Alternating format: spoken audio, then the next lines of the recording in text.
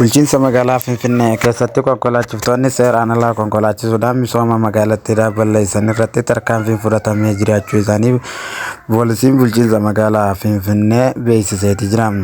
Poolisiin kunneen gorsa tiraafikaatiin alattis kanneen socho'anii fi humnaan makiinaa isaanii seeraan ala waan oofaa turaniif misooma magaalattii kanneen balleessaa turan irratti tarkaanfiin seeraa fudhatamee kan jiru yoo ta'us, kanaanis makiinaa konkolaachisaan tokkichi qarshii 100,000 kaaniif adabameetu himamaati jira. Konkolaachistoonni kunneen immoo yakka isaanii waan raawwatanii jiraniif haalaanis kanneen kaaniifis akkaaniif barnoota irraa baratan jechuudhaaf haala kanaanis yakka kana akkaaniif ifa godheeti jira.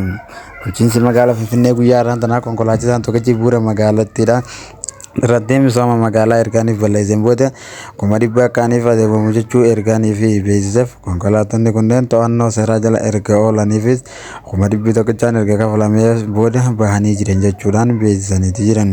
Kun immoo magaalaa Finfinnee keessatti wantoota ammaa duratti hin taa'amini waan haaraa waan ta'eef hawaasnii fi hundinis akkaaniif irraa waliidhaafis baratan kan jechaa jira yoo ta'us, kun immoo garuutu magaalattii teenya nagaan eeggachuudha qabna. Magaalonni hundinuu magaalaa bulchiinsa federaalaa jala jiran hundinuu seera mataa ofii waan qabaniif akkaaniif nagaan jiraatan jechuudhaanis beeksisaniiti turan.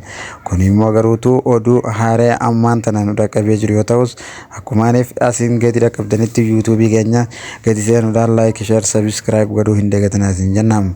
Akkuma jalqaba duraatiin eegaltanitti laayik, sheer, sabiskiraayib godhuudhaan akka jalqabdan jechuu isinitti barbaada.